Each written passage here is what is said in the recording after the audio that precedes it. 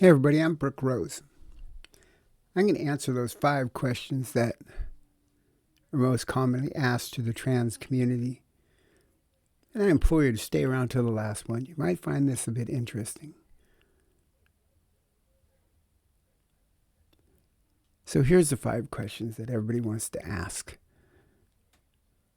And I'm afraid I don't think you're getting real answers from real trans people. Let's step into the questions everyone whispers about, everyone debates, and nobody ever seems willing to ask directly.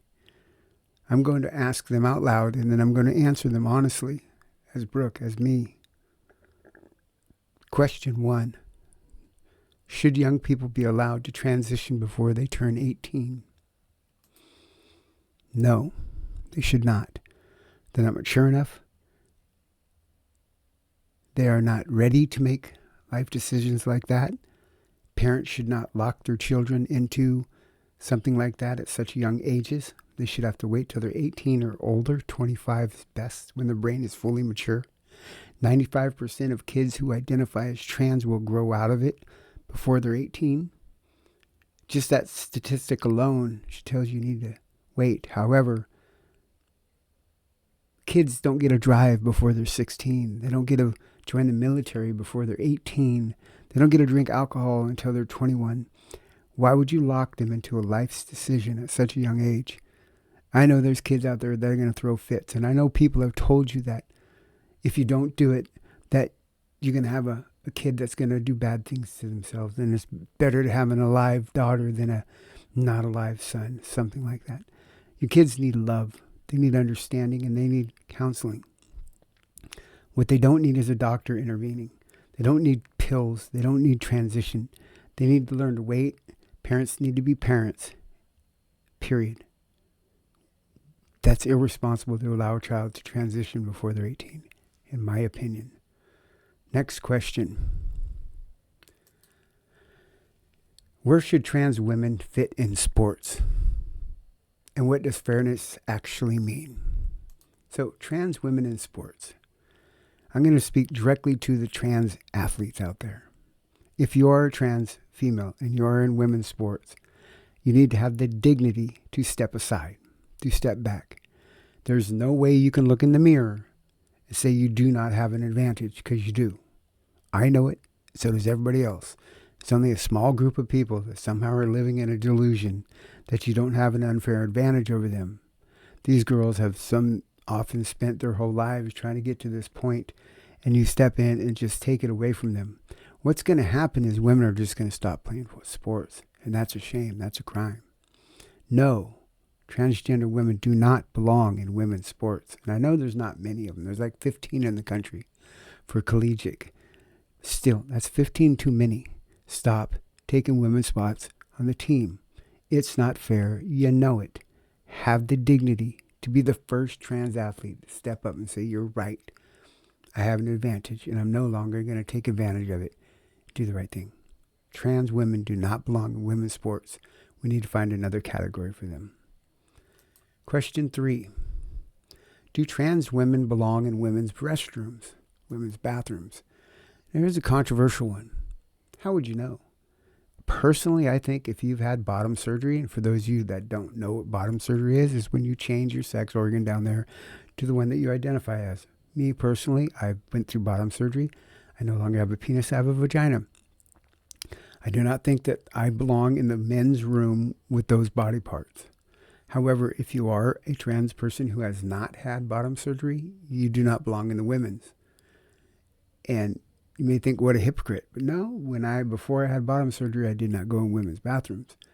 I don't think it's the people that they don't like. I think it's the penises that they don't want in those rooms, because they have kids in there, girls, young girls and stuff, and they just don't need to see that. We need to have respect for the community and not expect the community to just bend over for us whenever we want.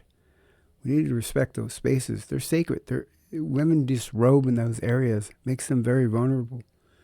And yeah, we just need to not do that. Wait for a single-use bathroom.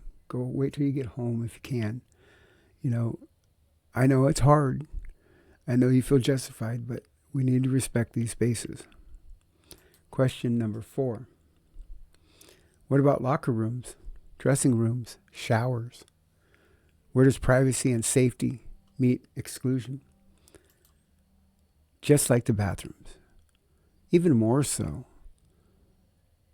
If you're a trans woman and you still have male parts, there's no way, shape, or form you should be in the women's showers, saunas, locker rooms.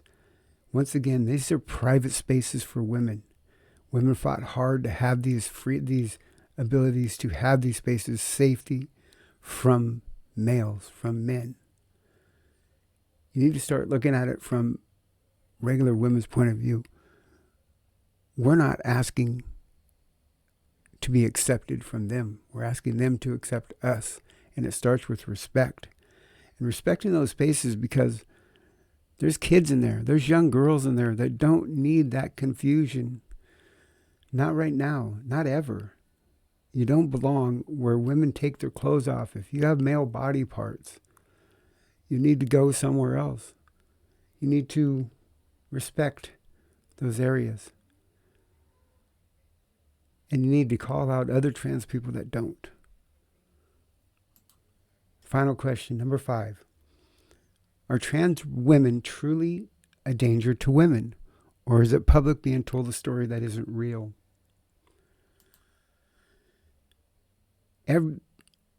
Anybody can be a danger to anybody. Let's get that right. But the facts are trans people are the victim of crimes more than the other way around. You're being fed a narrative that trans people are responsible for these mass school incidences that are going on, and it's just not true. They're just not like that. We're just not. Are there bad trans people? Of course. Do I think that trans people are a threat to women? No, not generally. But I think it'd be a lot better and we'd get accepted a lot more in the community if we know our place in the community. Remember, we are not biological women. We cannot get pregnant. We do not have periods. We will never know what it's like to actually feel like a woman. However, we can do our best to feel like a trans woman. The line's getting a little too blurry where trans people seem to think that they have the same rights as women do. No. Those are rights we need to earn. That's respect that we haven't earned yet. And I can see why. Look at the craziness. We need to learn how to call out people that in the name of trans people are making stupid things, doing stupid stuff in our name. Because if we fail to call them out on their dumb, stupid behaviors, then it sounds to the rest of the world like we're on their side. We're condoning it. We think it's okay. I don't. And if you want to be treated differently, because I sure do, I don't like the distaste that our country has for trans people now. I don't like our president talking the way they talk about trans people. But in a lot of ways, we deserve it because we've been acting a fool. This far left woke has got to stop. Common sense has to take over. You may disagree with the answers that I gave to this, but the answers that I gave are common sense. They truly are. And as trans people, if we want the country, the world to treat us differently, then we need to start acting differently. We need to stop being crazy about stuff. If somebody misgenders you, look them in the eye and say, do you feel better? And walk away. It's not such a big deal that you got to freak out. I know it's uncomfortable. I know it hurts your feelings, but a lot of them are doing it for just to get a reaction out of you. Just don't fall for it. It's not worth it because the rest of us pay the price for your temper tantrum. Okay? And the truth of the matter is, they're not wrong. Maybe you're 21. That means you've been a male for 21 years. Like me, I'm 61. That means I've been a male I came out at 54 for 54 years. So they're not wrong. They're just being rude. So think about what you do before you do it. And for those people that were often wondered, I think that my answers to these questions are the norm, not the abnormal. I think the majority of trans people think the same way I do about these issues. I'm Brooke. This is Brooke's Battlefield. If you'd like what I said, comment down below. Give it a thumbs up. Let the world hear this. Because I know there's a big world out there that's asking these questions. Thank you very much, and hopefully we'll see you soon. Bye now.